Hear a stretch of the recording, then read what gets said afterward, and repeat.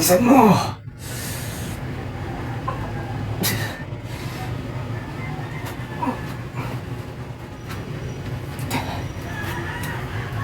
Mga tips para di agad lumabas yung e-ads mo.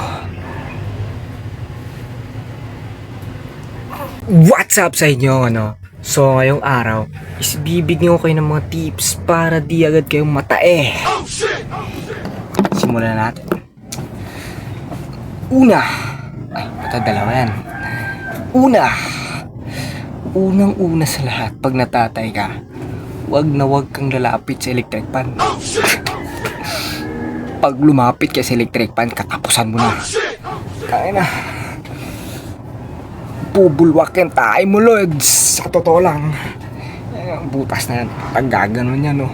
Unti-unti yan bumubuka, guys. Sa totoo lang. Tandaan yan. Pangalawa, maggagalaw-galaw ka. Mag-squat ka. Bakit yung bagay? Basta maggagalaw-galaw ka dyan. Yan, mawawala yan. Sa totoo lang, ng 5 minuto. Ay, ranas ko na yan eh. Mawawala ng 5 minuto yung e-ads mo. Tandaan yan, ha. Ano, kaalaman.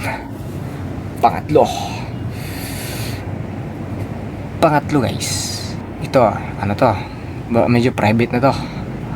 Huwag mong sasabihin sa klase mo na tatay ka. Pangalawang threat yan, katapusan mo na rin.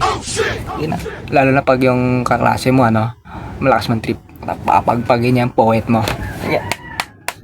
Pag gaganunin yan, ranas ko na yan. Tandaan niya, kaalaman yan. Pang-apat, ito guys, itong pang-apat na to, ano na to, common sense na to. Habang naliligo ka sa bahay niyo pa lang, tumahi ka na, ha? Ilabas mo na yan sa poet mo, kahit walang lumabas. Pilitin mo para di ka matay sa classroom nyo.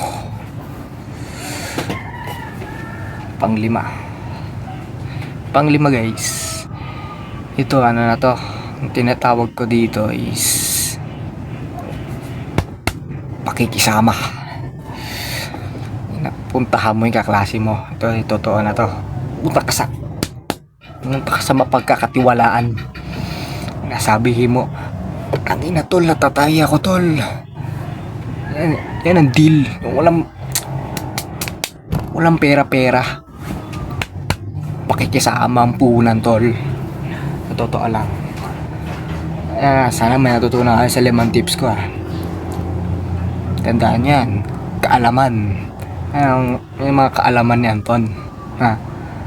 Yun lang muna for today's videos. Kosa.